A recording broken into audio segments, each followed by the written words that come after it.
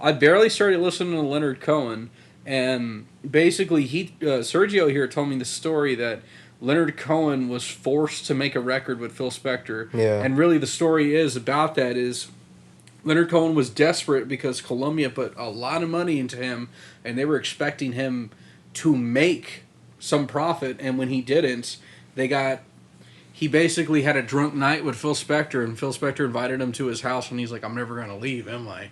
So they stayed there for a month and recorded a record, and basically Leonard Cohen's like, okay, what we'll do is we're going to touch this up. Turns out that's not what Phil Spector thought.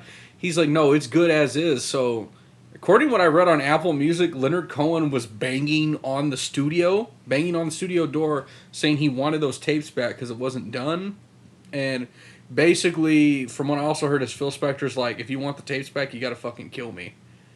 Yeah. And Leonard Cohen's like, I'm not going to do that. And then there was a moment where Phil Spector held a gun to Leonard Cohen's chin and just basically said, you know I love you, Leonard, right? And he's like, gee, I hope so.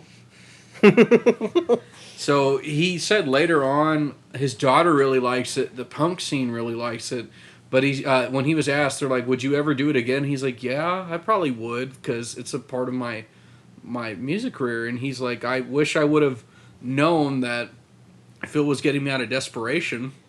You know, the only song he ever actually did live from that album was Memories. That's it. Yeah, and he rearranged the hell out of it. Yeah, you know, he has a book called Death of Ladies Man. And it has almost nothing to do with the book, the album. It just has, like, the lyrics to the song Death of a Ladies Man. Yeah. Oh, and then there's the great story. He told me that Allen Ginsberg and Bob Dylan went in the studio, and Phil Spector's like, okay, you're going to be on the fucking album, and nobody's leaving till it's done. Yeah, he actually, like, forced them to sing on Don't Go Home With Your Heart On. It's actually the filler song of the record. I wouldn't think so. I think it's a really good song. No, I think it's a filler, dude. No. I think the rest of it's really good. What? Like, Iodine's good. Don't Go Home With Your Heart On's really, really good. I don't know. It's I think it's like a really offbeat Leonard Cohen song. Did I mishear the title? Heart On or Hard On? Hard Don't On. go home Like with your heart Yeah. on, yeah.